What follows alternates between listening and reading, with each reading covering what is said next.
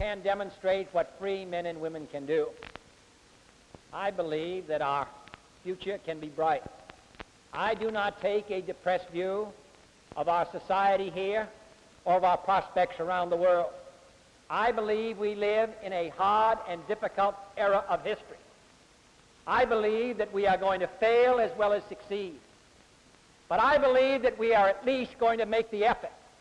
I believe that we are going to try. And we will take our setbacks as well as our successes. And we will continue to move here and around the world. We will continue to demonstrate that we desire for other people what we desire for ourselves, the chance to build in this country a free society, and under the shelter of our effort to permit others to do likewise. The next decade offers us challenges enough and opportunities enough, but I believe that we will meet our responsibilities. So I come here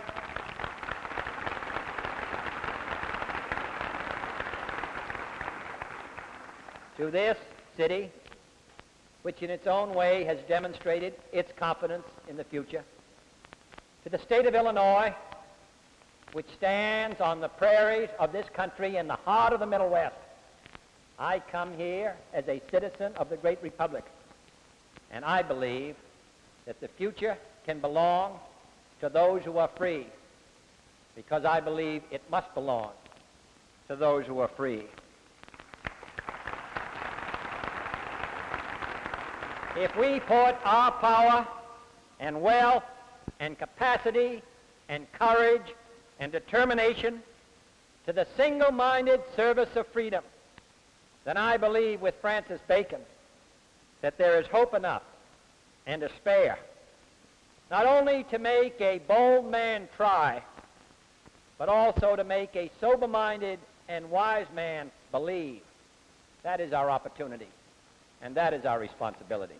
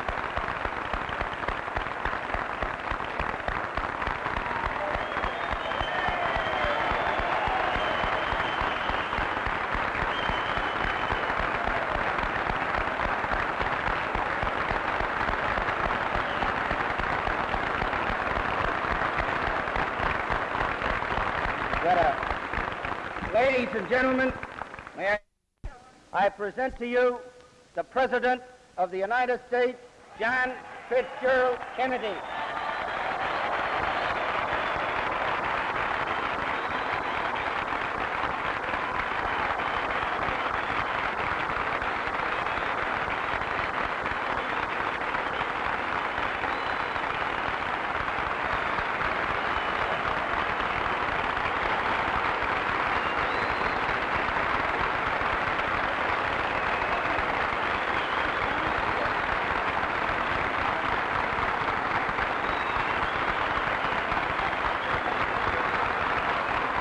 Very much.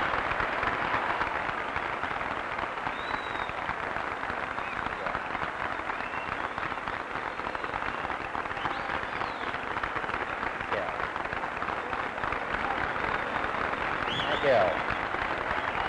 Mr. Mayor, Mayor Daley, Governor Kerner, Senator Douglas, Congressman Dawson, Chairman Cullerton, Alderman Keene, members of the Congress, ladies and gentlemen, I appreciate your generous welcome. This year I expect to attend 2 Democratic dinners, one in my home of Boston, Massachusetts, and the other in my second home of Chicago, Illinois.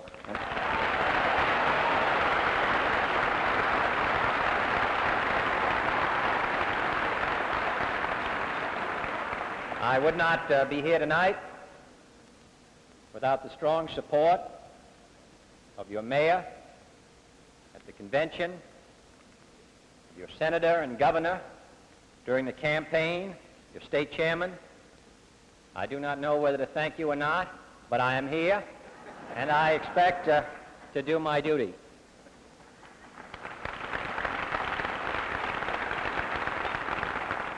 Some years ago in the city of Fall River, Massachusetts, the mayor was elected by one vote.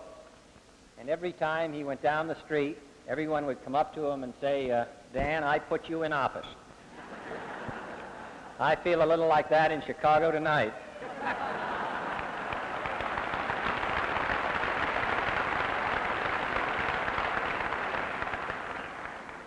If all of you had voted the other way, there's about 5,500 of you here tonight, I would not be the President of the United States. I campaigned downstate with the senator and governor, and also with the lieutenant governor. Politics is a rather humbling experience. I introduced Sam Shapiro all over Illinois, and I figured that I was really going to help him along. He told me tonight that he won by 250,000. I grabbed Sam Shapiro's coattails, and he dragged me in. In any case, I'm delighted to be here tonight. I owe your mayor a good deal. He is a valued friend. I've been proud of his support, and I'm proud to be here with him tonight.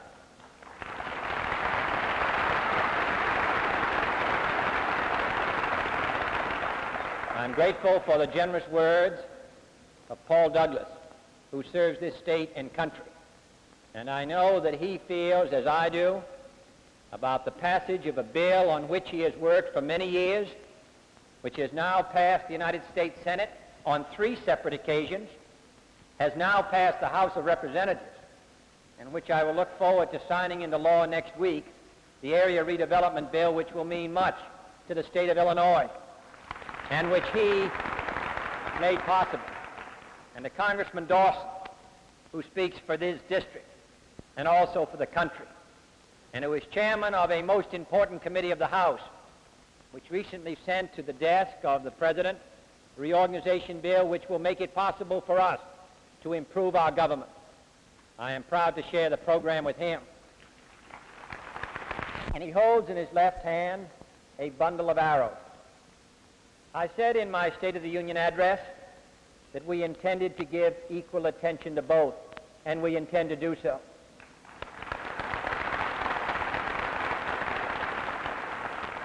We live in a hazardous and dangerous time.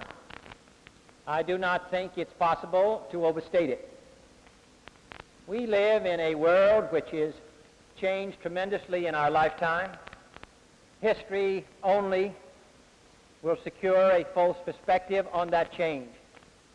But here is Africa, which was held by Western European powers for several centuries, now independent, which holds within its countries masses of people, many of them illiterate, who live on average incomes of $50 or $60 or $75 a year, who want a change, who now are the masters of their own house, but who lack the means of building a viable economy, who are impressed by the example of the Soviet Union and the Chinese, who, not knowing the meaning of freedom in their own lives, wonder whether the communist system holds the secret of organizing the resources of the state in order to bring them a better life. And what is true of Africa is true of Asia. And what is true of Africa and Asia is true in some degree of Latin America.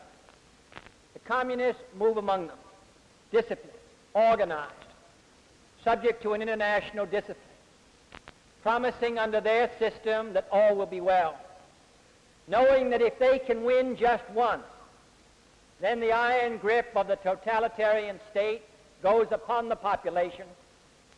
Those who resist become refugees or are shot, and they manage to control the population.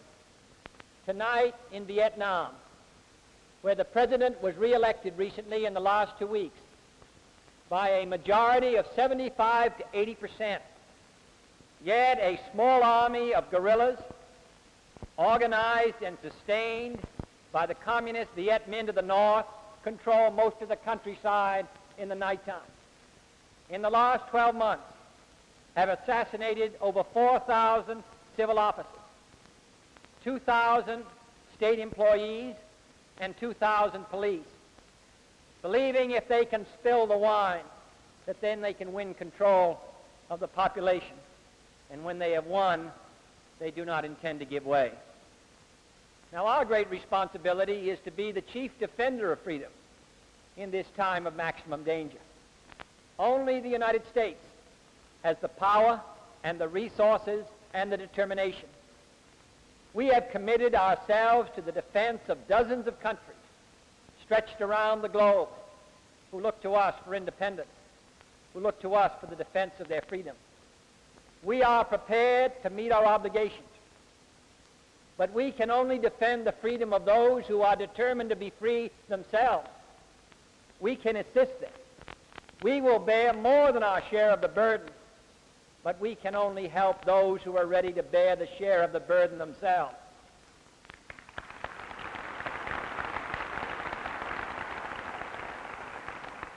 The Russians and the Chinese, containing within their borders nearly 1 billion people, totally mobilized for the advance of the communist system, operating from narrow interior lines of communication, pressuring on Southeast Asia, with the masses of the Chinese armies potentially ready to move, of the Russians who hold great power, potentially in the Middle East and Western Europe, the United States stands as the chief defender of freedom.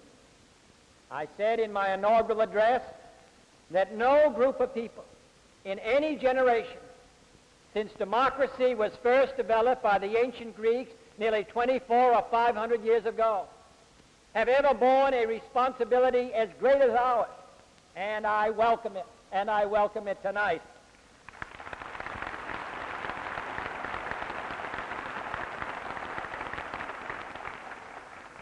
There is no easy answer to the dilemmas that we face. Our great ally is the fact that people do desire to be free, that people will sacrifice everything in their desire to maintain their independence. And as the true nature of the communist conspiracy becomes better known around the globe, when people come to realize, as they surely will, that the communist advance does not represent a means of liberation, but represents a final enslavement, then I believe that they will rally to the cause to which we have given our support and our commitment. I believe that we must build our country well also. Senator Douglas described what we are attempting to do. The burdens are heavier upon us. We have to make this society an example to the world, strong enough to serve not only as an example, but strong enough to maintain the commitments that we have assumed. I am not satisfied as an American to see people who want to work can't find a job. I do not believe it saps the self-initiative of any American to pay him $1.25 minimum wage.